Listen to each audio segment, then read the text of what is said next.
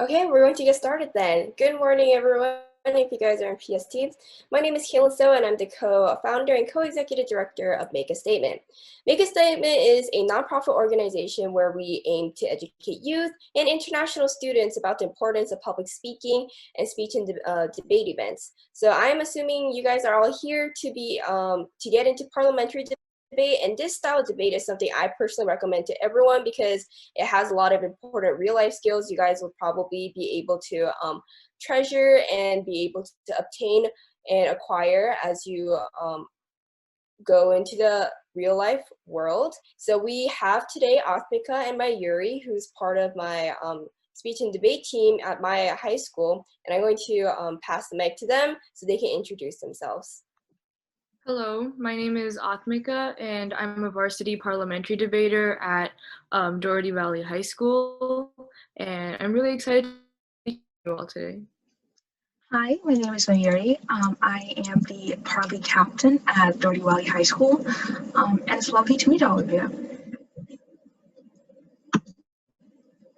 All right, so I think we can get started now. So what is parliamentary debate? I'm going to pass the mic to Mayuri. So, in my personal opinion, parliamentary history, but I'm probably biased. But anyway, let's give a small breakdown. So parliamentary debate is a partner debate event that emphasizes the knowledge of current events and the ability to create well-organized and convincing arguments very quickly. It is unique in the sense that it is the only event which you get have a different topic each round. In a tournament, typically, there are about 5 to 6 rounds, and if you want to win a tournament, you have to win at least 3 to 4. Competitors have 20 minutes to prepare arguments on a resolution using their own prior knowledge or other resources they have gathered. Generally, it's the internet, but you can have offline prep where you have downloaded a lot of information already, or if you're really just good with history, you can just not use any of it and just make general logical arguments. Topics vary from domestic to international issues and can be government policies, moral or philosophical issues, etc. The debate is structured with four, 7 to 8 constructive speeches given on each slide, followed by 2 4 or 5 minute rebuttal speeches. So yeah. Does anyone have any questions before we move on like general parley? All right, then I think we're safe to move on. So the topic. So as Mayuri mentioned, like every single round, you will be getting a different resolution, and parley is unique in that if every round, like you do have like a different topic that you are debating. So the resolution is like basically it advocates for solving a problem by establishing a plan. So there's 2 sides to every debate, of course. So the affirmative side will support the resolution, and the negation side will will be against the resolution when we'll be debating against the resolution. And so I'm gonna go over what a plan is. So a plan is basically what the affirmative must do, and the affirmative must basically sort of establish an advocacy or like a sort of way of saying that like this is specifically what we're going to do. So for example, if the resolution states that the United States is going to implement funding for nuclear power, then the affirmations plan will be like, we're going to fund exactly this much by this specific time. So it's basically like a very specific way of showing like this is exactly how the resolution would be implemented or supported. Additionally, it's really important that you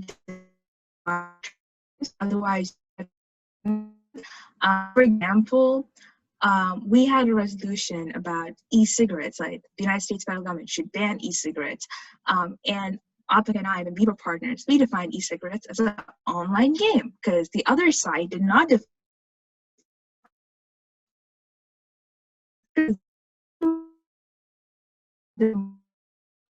just so that you can have a cohesive debate. Otherwise, you will need fools like me and not throw it around. So don't do that. Define the terms so that we have a good debate. We've also come across like really weird things, like people defining turkey as a bird instead of the country. So just make sure like you actually like go ahead and define like the most important terms in the resolution. And if your like case involves like if your points involve some other point, make sure you define everything. So there's some sort of specificity that will maintain you guys throughout the round. All right, Mayuri, go ahead. Okay, so in Parley, the speeches are kind of confusing in the sense that different speeches, different timings, but it's actually very easy to understand if you just like use a bit of logic. So the first aft speech comes up for 7 minutes and presents their side. So if the topic is the United States federal government should create new nuclear plants, I will come up and present a plan. So I will create 15,000 new nuclear plants in the United States with monthly checkup. The funding will be normal means. The enforcer will be the United States federal government. And then I will give you 3 or 4 advantages as to why it's beneficial to have more nuclear plants. That's my entirety of my first affirmative speech. And in this case, I'll be the first speaker. Then the first speaker of the negation speech, the first speaker of the negation side comes up, give 8-minute speech by starting off by giving of their own speech as to why you should not have nuclear plants, and then they just refute all the points that the affirmation has put out. So the affirmation said that it will save the environment because it's clean. The negation can come up and refute the point by saying it's actually not clean because by the time you create these nuclear plants, the amount of pollution you're doing by that is 10 times worse than any saving the earth type of idea you have by creating these nuclear plants. And then for my this side, I could give you examples about how nuclear plants have actually killed people. Like in Japan, like in Russia, all these nuclear plants exploded and they didn't they were not healthy for people. So the first negation speaker's entire motto, or the whole purpose of it, is to refute the affirmation speaker's case and to put out your own case, the negation's case. And then the second affirmation speaker comes with an 8-minute speech and refutes the negation case and defends the affirmation case, right?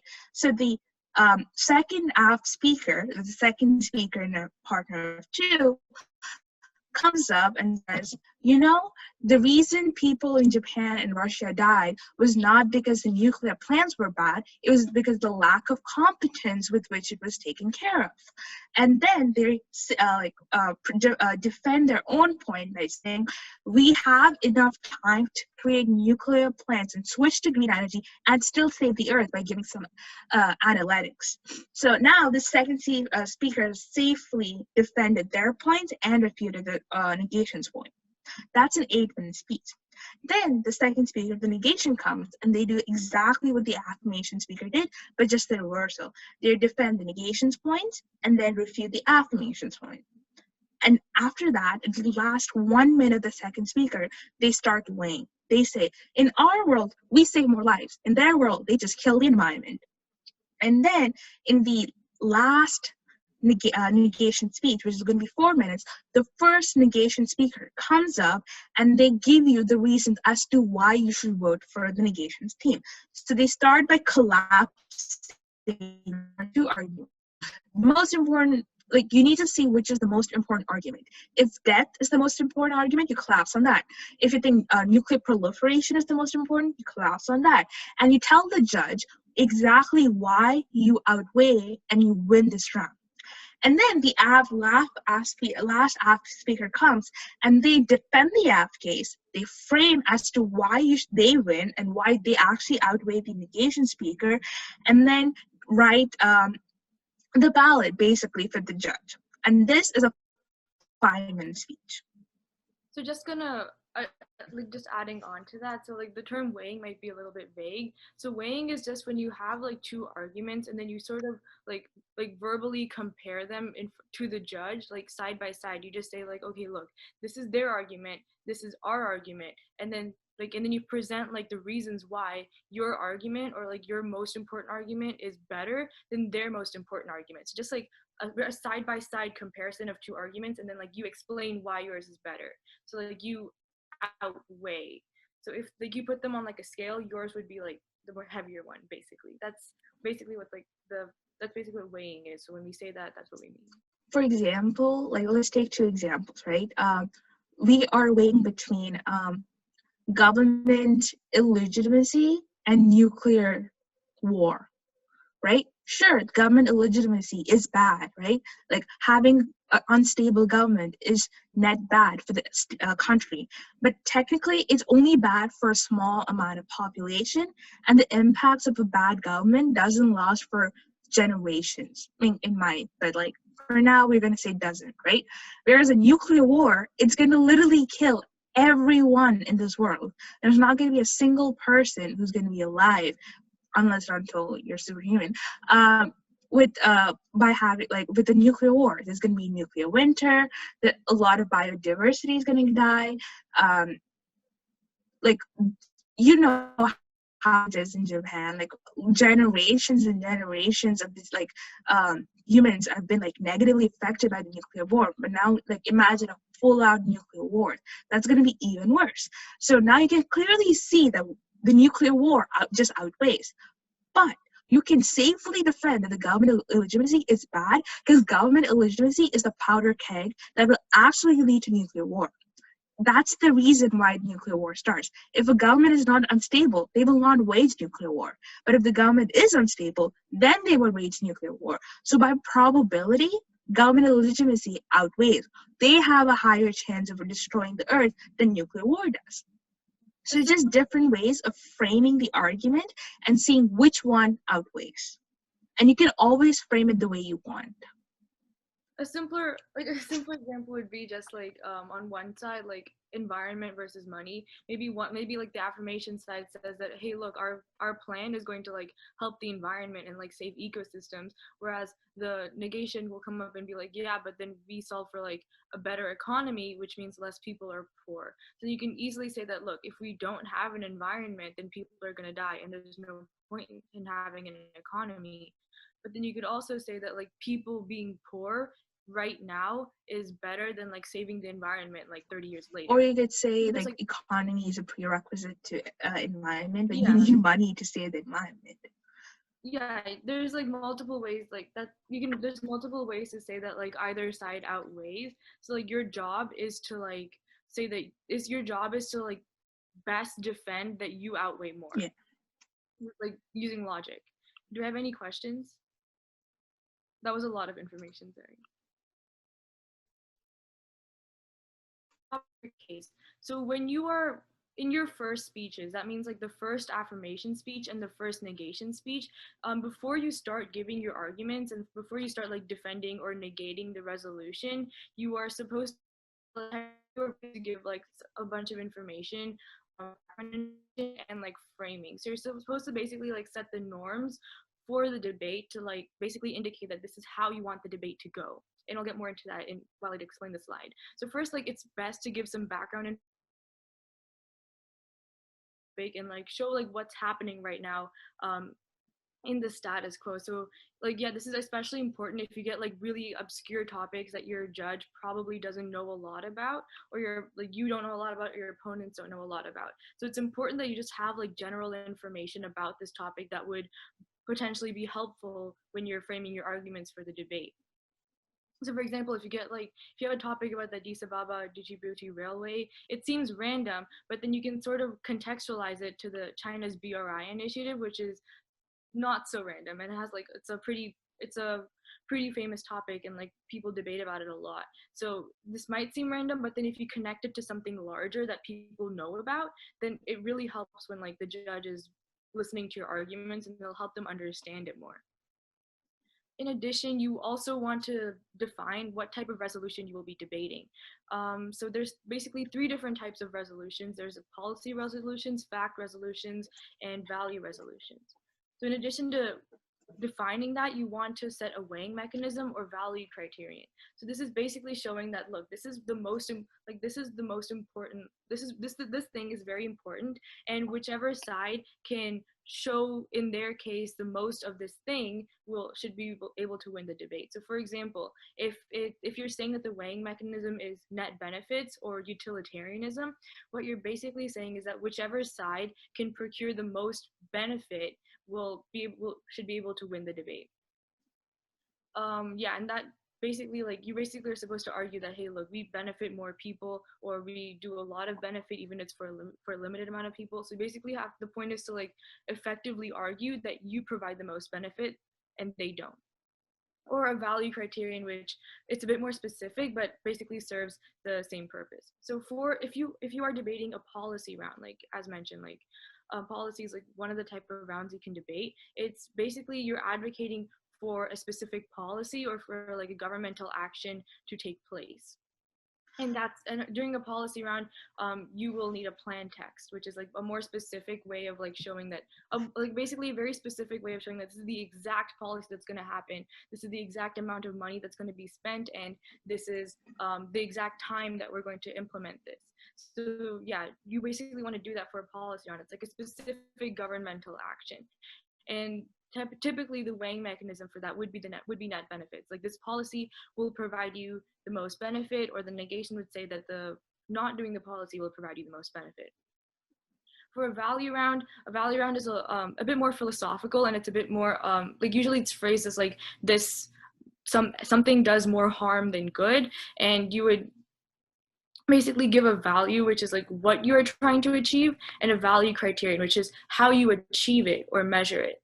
And I think if we give like examples, that would be a lot clearer. And a fact round is like preponderance of evidence. So fact rounds are usually more based on like definitions and evidence. So whichever side can like provide the most evidence to prove their point would end up winning the round. Just to make it clear, evidence in the fact round doesn't mean like sources like New York Times, CNN. No.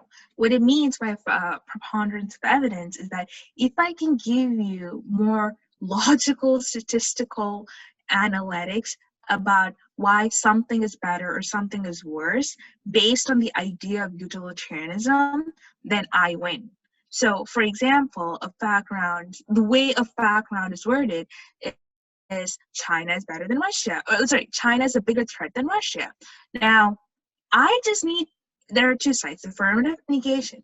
The affirmative needs to give you analytics and give you logical reasoning as to why China is a bigger threat in the utilitarian perspective. And negation has to show why Russia is a bigger threat in the utilitarian perspective by giving you evidence. So I can come up and say China has been spying on us. I can give you multiple examples of that. I can say that China has had a huge trade war. Then the other side could come up, no, Russia has been a military threat since forever. We are literally in a war in Syria. That literally just outweighs. We can talk about how Russia has been meddling in politics. So all of these are analytics. These are facts, but they're based on the utilitarian perspective. Now, what is utilitarianism? As Anthony already mentioned, utilitarianism is the most amount of benefit for the most amount of people in the least amount of time. So that's what almost 99% of the rounds in a debate tournament is based on utilitarianism or net benefits. It's very, very rare that you find something like Kant or justice or something as obscure like that. But as long as you know what those words mean and you know like the general gist of it, it's very easy to defend it. And additionally, utilitarianism is the most objective, so it's also very easy to defend it. I know Avnik already went over this, but the way you differentiate between a policy, value, and background is with the way the topic is like worded or the resolution is worded. So if the resolution is the U.S. federal government should create nuclear plants, because of the word should, it's a policy round. I'm enacting a policy. A value round would be internet ought to be a civil right. You know that it's not a policy, but it's more like something to do with values and like something philosophical or something. And the word should is not there, right? So you can clearly say it's not a policy round. It has to be a value or fact round. Now, I always get confused between a value and fact round because those two seem similar, but the way I differentiate between a value and fact round is that a fact round is comparing two things. It's like Instagram is better than Snapchat, or America is better than Australia. No, it's not. Antarctica is better than, I don't know, Arctic, something like that. So something where you compare two things. So if you can eliminate policy and background in a resolution, then you clearly know it's a value round. And a value round is basically based on like internet ought to be civil right. People ought to give their data to a national forensic something. So all of these are based on value and a value criterion. Exactly. So you want to keep in mind that like a policy round is advocating for a specific action to take place, and a fact round is essentially like comparing two things. And it's like really important to know what Mayuri said, because a lot of people make this mistake when they first do parley. It's like you can't just give like one statistic, give a source for that statistic, and expect like that one like piece of like basically factual evidence to carry your entire case. You also like, by preponderance of evidence, that means like the statistics and the numbers and like the other like specific pieces of evidence that you get from the internet are supposed to like help your case and like provide like context for your case and evidence for your case. But your case should be rooted in like logic and like things that are like should be rooted in logic, analysis, and like solid argumentation. You can't just be like, oh, okay, well, they say that you can't just like give the statistic that like 10,000 people are going to die and then not give any analysis for like how that still outweighs what the other team says. So yeah, when you have a policy round, you're going to, if you're the affirmation, you should be giving a plan text in like the beginning of your first speech. So a plan text is basically, as I mentioned, it's a more specific way of showing this is exactly how advocates for is going to be implemented. So you would basically give like the actor or agent of the action. So usually it's like the United States federal government or like a governmental branch. So for example, maybe like the Treasury would implement a specific action, or like the IRS might implement the specific action. An enforcer. So like if this action like passes, who is going to keep it enforced, right? Who's like every governmental action needs like someone to actually enforce it. Otherwise, there's no way that like people are going to listen to whatever the government says. You need a time frame. So like exactly when is this going to take place? And that is also very important for multiple reasons. And you need a funding mechanism. So usually you would give like the amount that is funded. So if the resolution says that we're going to increase subsidies for nuclear energy, then you would say like, okay, we're going to invest $100,000 into nuclear. The United States federal government is going to invest $100,000 into nuclear energy. But then you also need to like specify where you're getting that money from, because money doesn't grow on trees, as we all know. So usually you would state that it's coming from normal means. And what normal means just basically means is that it's taxpayer money. Or it could come from different regions. I learned this the hard way. Normal means doesn't necessarily only come from taxpayers. It could come from cutting down military funding, a bunch of weird things that the federal government invests in, which is actually pointless.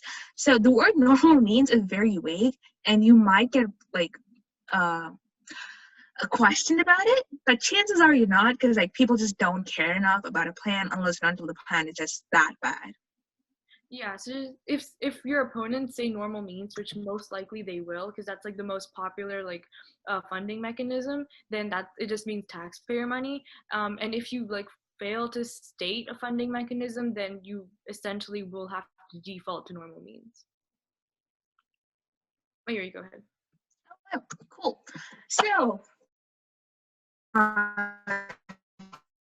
So after you go over the top of case, which necessarily should only be 30 to 45 seconds, do not go more than that, because that's just going to like time suck you and you don't have that much time in a debate.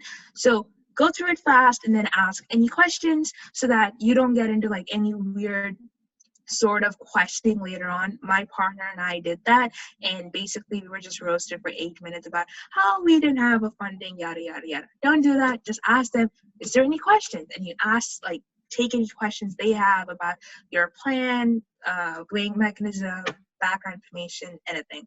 Again, that should only take 45 seconds to 1 minute. And then you go into advantages, basically reasons as to why you win, or the reasons as to why you should vote for the affirmation. So these are called advantages if you're on the app side, right? So there are different ways you can call it. Normally, doesn't matter. You can do whatever you want.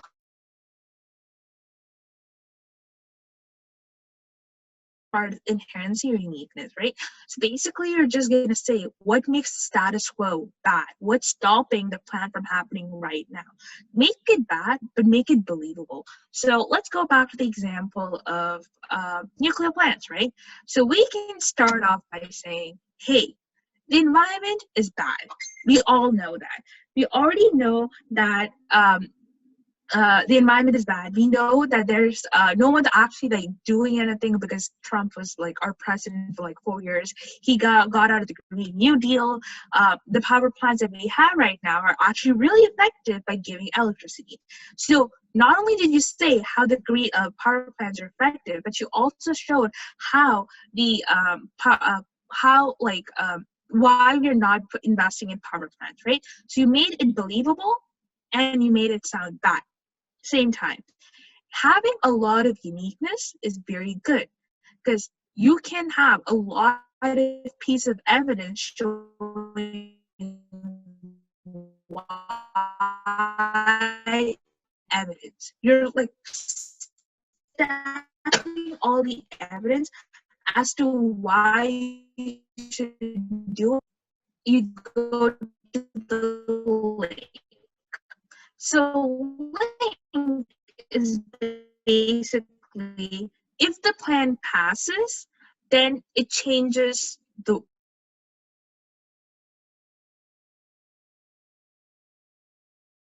way of the world because we save the environment by reducing carbon emissions, by reducing methane, yada yada yada. You can have multiple link scenarios. The more link scenarios that I have, the better it is because then you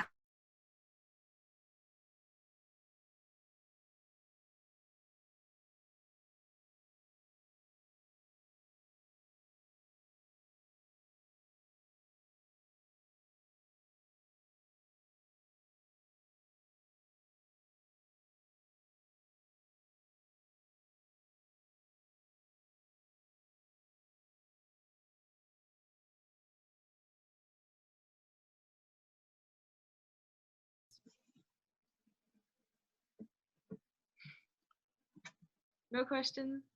All right, I'm moving on then. So if if you're the affirmation side of a debate, of course you'd be giving advantages, but if you're the negation side, you would be giving disadvantages to the plan and to the resolution.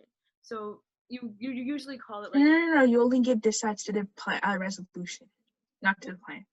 Yeah, obviously, because you don't know what the plan is when you're prepping.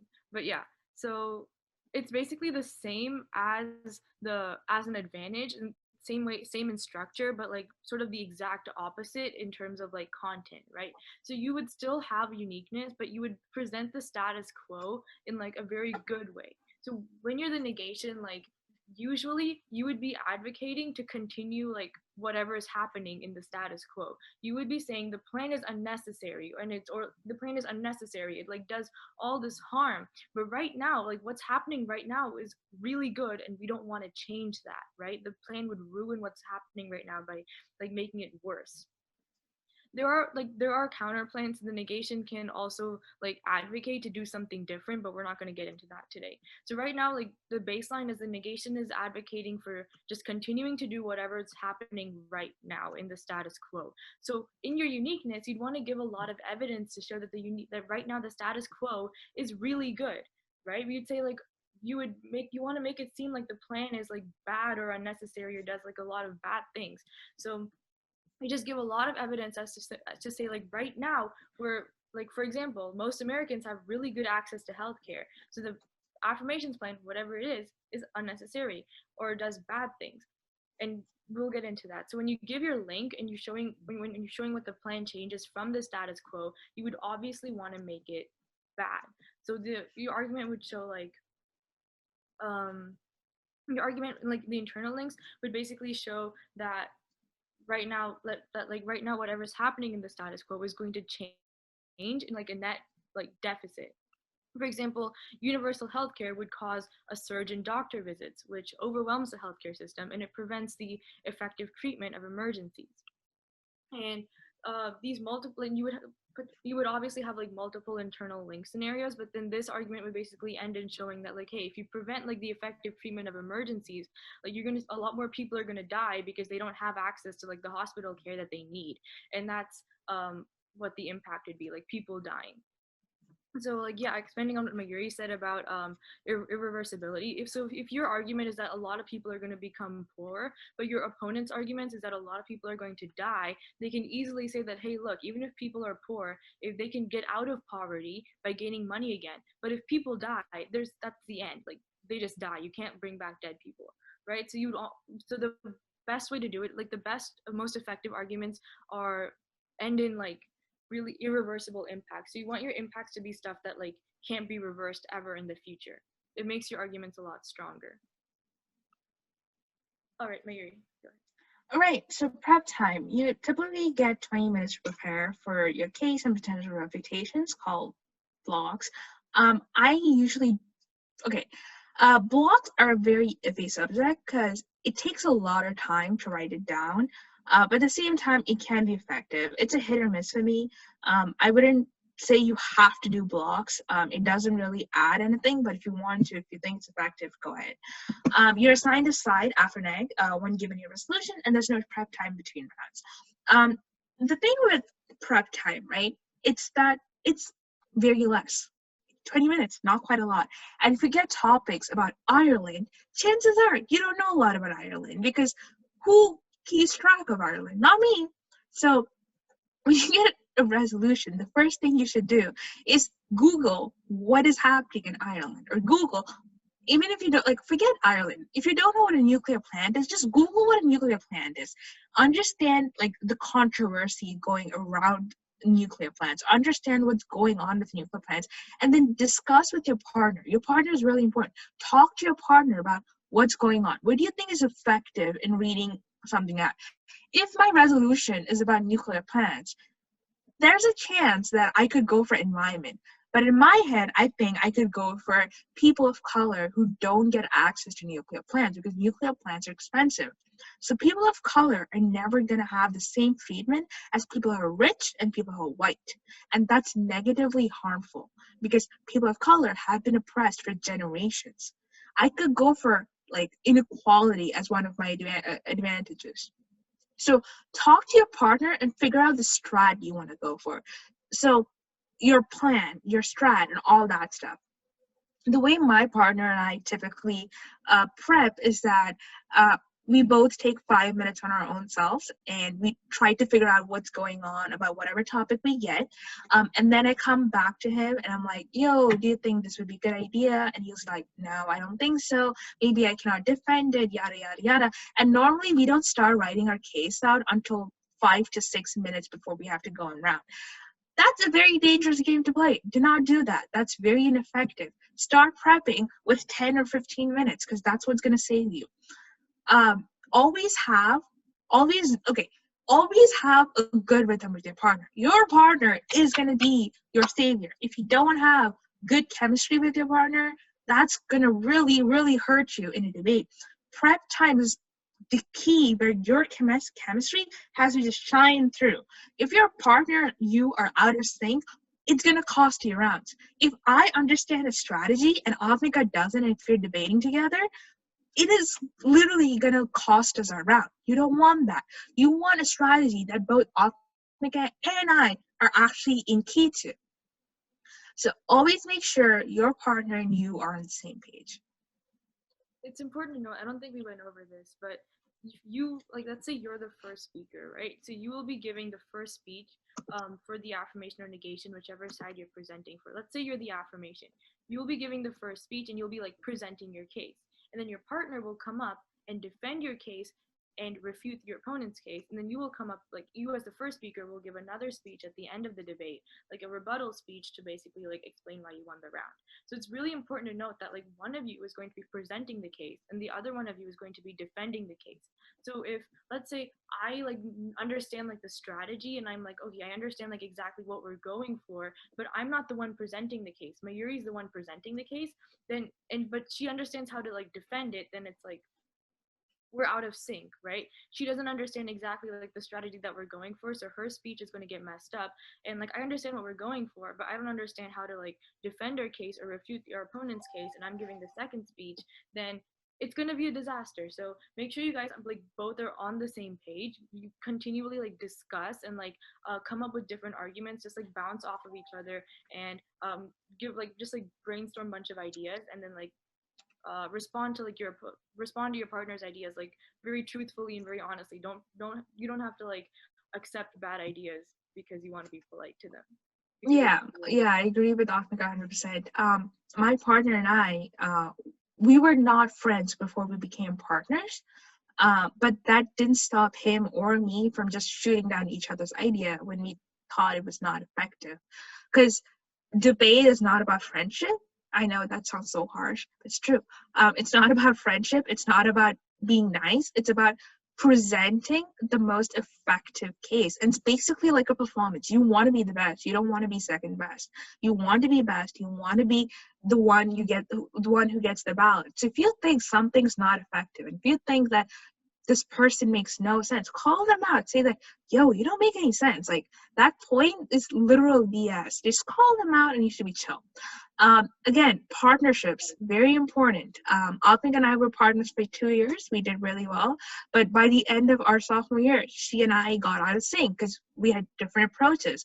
And that was very, very apparent in our partnership. And we changed partnerships. Alpink and I are best friends, and that didn't affect our friendship at all.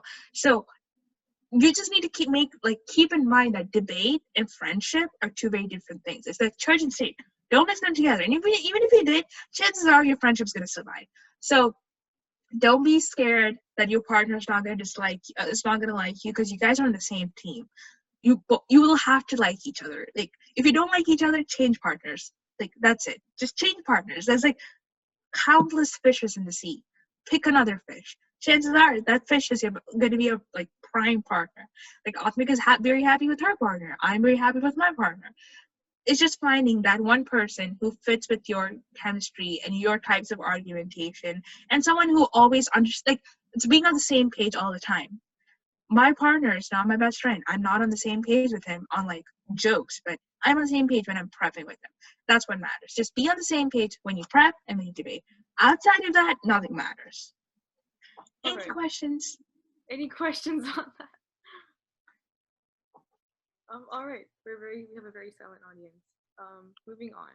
So, working knowledge. This is probably the most important part of parliamentary debate. So, Parley seems very intimidating to a lot of people because like you get 20 minutes to like prep your entire case, and then you have to like deliver it, and most of what you say is going to be on the spot, right? That seems very, very scary. But I think the most important thing to parliamentary debate and to like most debate events actually is this like knowing a lot. So the more you as a debater know, the better you can perform in a round. So this means like if you just know a lot about the topic, you are able to like add evidence, like you're able to like add pieces of logic while you're like delivering your case that will help you.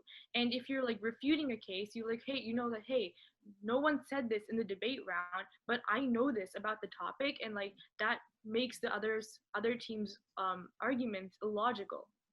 So just the more you know, the better you can perform. And this doesn't just apply to parliamentary debate.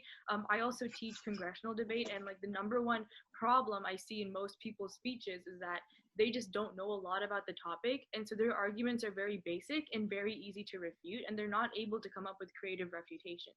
So creativity is especially important in like this type of impromptu debate. And to be creative, you need to have a lot of material to work with, and that comes with just knowing a lot about the topic. So that means like reading the news every single morning. It means like watching the news when you can. It means just like doing research and like having like basic arguments like in your head about like very basic debate topics like healthcare or environment.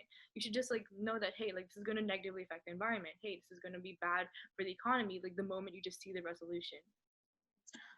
So Adding on to what researching. Atmika is saying, I can safely say that I don't read the newspaper every day. I just don't find the news that interesting because a lot of times there's nothing that interesting about the news.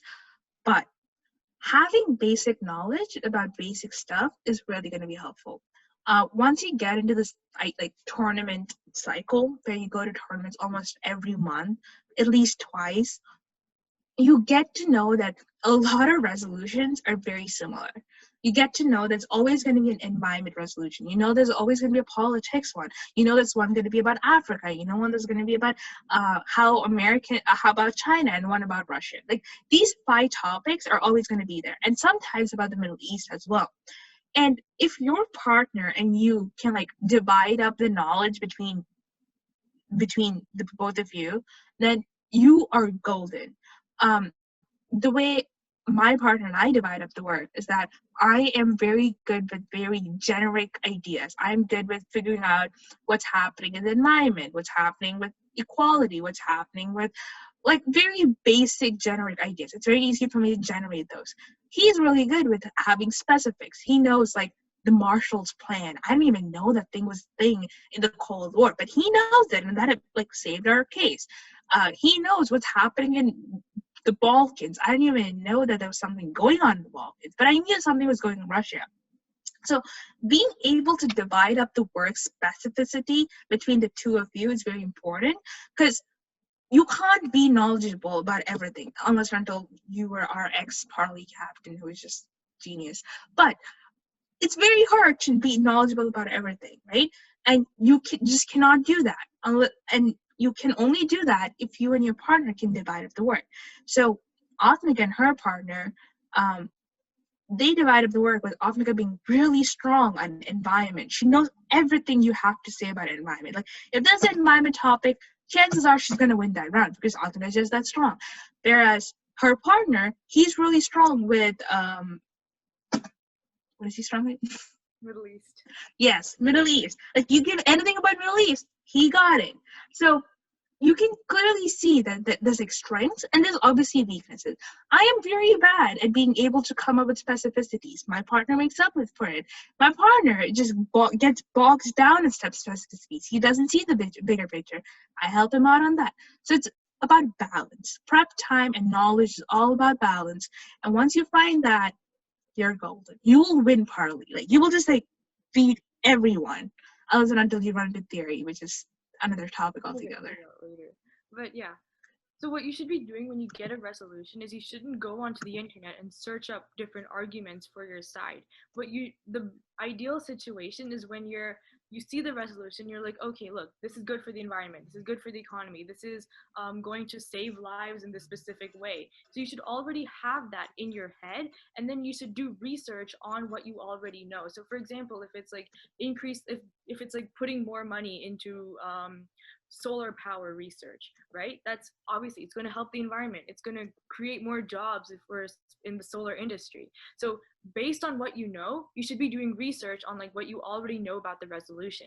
And this is going to like help you be prepared for anything your our opponents argue, right? So if you like what Mayuri said about like spending 5 to 10 minutes at the beginning of prep time, just like doing a bunch of background research on it. If you like look at what your opponents are potentially going to say, like do research on the other side of the case as well. But if you like look at all of that, you are more prepared for what your opponents are going to argue. You're going to be more creative with your refutations, and you're going to have more refutations overall, and it's going to strengthen your own argumentation, because you're like, oh, well, there's like, I know they're going to say, like, if we say that like it's better for the environment, they're going to bring up this specific refutation against that. Well, when you're delivering your case, you can know that they're going to say these specific things, and then like sort of bolster your own case by avoiding those refutations.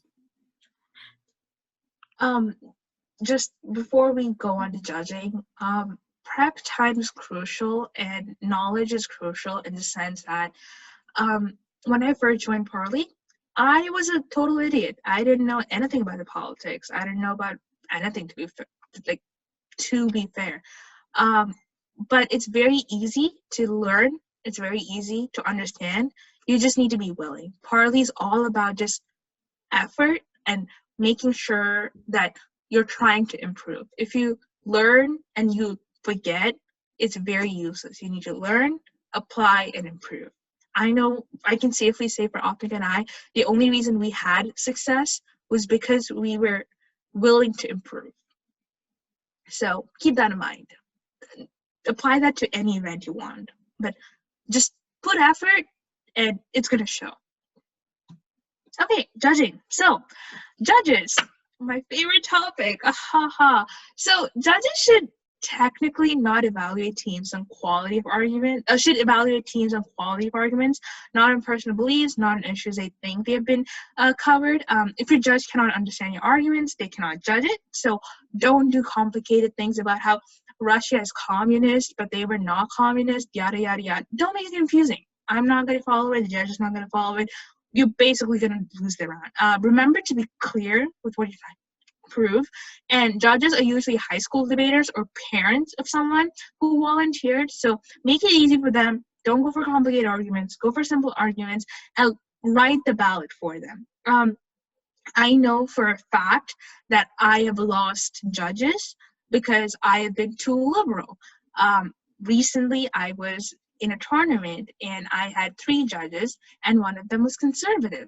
And I said that California is a liberal state and a blue state, and I lost the round just because I made that statement. Now, you and I both know that it is a blue state. It is very, in fact, a blue state. But that judge did not believe me. But that judge did not believe that high schoolers were actually ready to make a change. So sometimes you just have judges who just don't like you and you just have to deal with it and you lose rounds. Don't take it personally. It's not your caliber. It's their stupidity. Just take it as that with a grain of salt and move on. You will encounter multiple judges, not only in Parley, in multiple other events. You just have to deal with it. There's no other thing to say. But always make sure that you're at fault if you don't have clear arguments. That's on you, not on them. So make it simple for them. Make it easy. Make good debate by having simple arguments that are cohesive and actually make sense. Cool? It's really important to note that a lot of the time you will be presenting in front of judges who do not want to be there, who do not want to listen to you, and who just do not want to be there, and they have no idea what you're talking about. So make sure you gear your speech towards people who just don't want to be listening to you. All right, so we did prepare a drill, but we definitely don't have enough time for this because we're supposed to be ending this in 10 minutes. So I think we can just cut short the time. Instead of 10 minutes to prep, you just get 2 to 3 minutes. It's not that hard. Instead of doing a whole sparring session, we can just do we can just have them all deliver one constructive. Sure. I don't think 10 minutes is. So you need 10 minutes to prep. I think you can give them about 5 minutes to prep, and then that should be fine. Yeah, 5 minutes to prep, and then they can have 5 minutes. Give a 4-minute speech, a 4-minute constructive. Okay. Yeah. So what we're going to do is you all will have the next 5 minutes to prep, and then you can give a couple minutes, maybe 2 to 4 minutes for your speech. And for your speech, you're just going to be writing a case on a resolution that's on the next slide, and just writing a case and then delivering your arguments. You're not responding to anything. You're not making any refutations or responses. Just your arguments. Just a couple arguments. With the advantage structure that we presented to you. Advantage or disadvantage? You can choose which side you want to go. You can choose which side you want. So here's the resolution. Actually, let's divide up the people because everyone's going to go F. So, 2 people left. Okay, so Bruce, you can be F, and Jocelyn, you can be Nick. All right, so I'm going to set a timer for 5 minutes. And your prep time starts now. So you may use the internet or any other resource, and then let us know if you have any questions.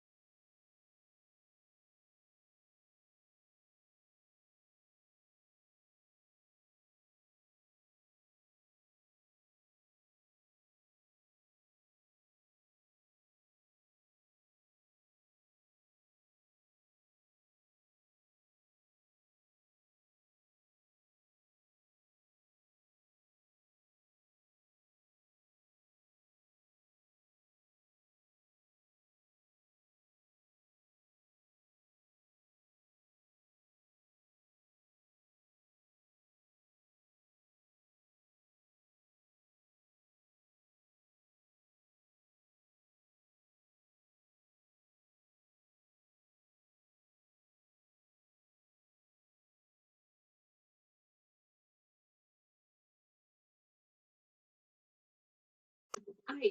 So 5 minutes is up. I'm actually really excited to hear this. Let's go with the typical way of afternight. So Bruce, do you want to go first? Please go first.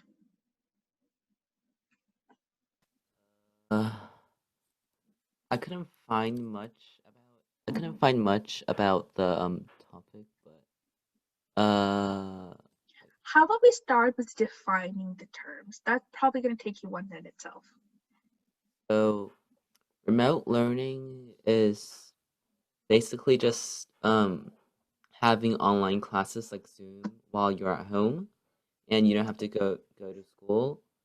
And hybrid learning is the idea where you go to school to learn and then the rest of the time you learn at home.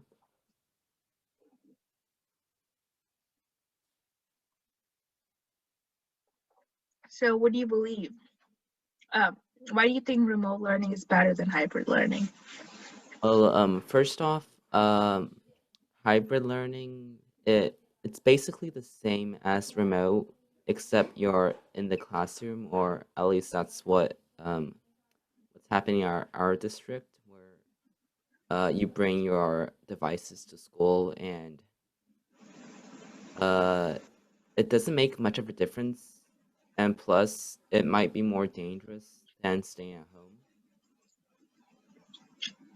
Okay, those are good ideas. So what I would do, Bruce, I don't know if you want to do it, but what I would go for is that I would give one reason as to why remote is better, and I would give another reason as to why hybrid is bad. So for remote is better, I would say, well, it keeps me safe, right? It keeps me safe, and I actually get to learn more because now I have more like flexibility with my schedule. I don't need to stick to like a certain schedule because a lot of teachers give me asynchronous time. Hybrid learning, on the other hand, is definitely not safe, and it's basically like prison where you cannot talk to people, where you have a mask, you have to like sit a certain way, not do that, this. I'd rather stay at home and just be in my comfort of my house. So I would give statistics about how many people prefer remote learning than hybrid learning, and I would give more analysis, which is what you should do when you're giving a speech. Just make sure you sort of like set a uniqueness. So like this is what's happening right now. Like we have so many COVID cases, like Contra Costa counties, like the red tier or like the mahogany tier, whatever it's called. Africa, your voice is really faint. Oh, sorry. Can you hear me? Oh, can you come closer? Can you hear me? Yeah. Okay. So I would give like I would set the uniqueness and say that like, look, right now it's really bad. We have so many COVID cases, and hybrid learning is going to make that worse. Yeah. All right. So Jasmine, like just present a couple of arguments. You don't have to spend a lot of time. Hybrid learning is better than remote learning because when you're learning remotely, you get like in your workplace you have bed next to you, so people tend to sit on their bed, and that causes them to not pay attention that much, and they can easily get distracted by other things. That's actually pretty good. What I would do to improve would be add more uniqueness, talk about how many people have had back problems, um, give statistics about how many people actually got into like a lot of like mental like health problems by staying at home and not being able to talk to people, and maybe talk more about how like cheating has increased or something, and then give analysis by step about how these people are getting hurt and about how these people are just not doing anything effective. But that was a really good start, Jasmine. I really liked it. Yeah, you both have like a really good start to like building really effective cases and like coming up with arguments really fast. Like 5 minutes was not a lot of time, and you both presented like logically sound arguments. Yeah, I agree, 100%. Well, now, that should be it. Yeah, it is 10 a.m. So you guys can go like enjoy the rest of your day, and make sure like, I hope you enjoyed this. I hope you guys learned a lot. If you have any questions, we're definitely like more than available to answer. Yeah, just contact us on Messenger or email. Should we drop it, Kaylin? Yeah, so Othman, can you move on to the next slide if that's okay with you? Oh yeah, for sure. Yeah, so Mayuri, feel free to drop your messenger in the chat for everyone to, or your email.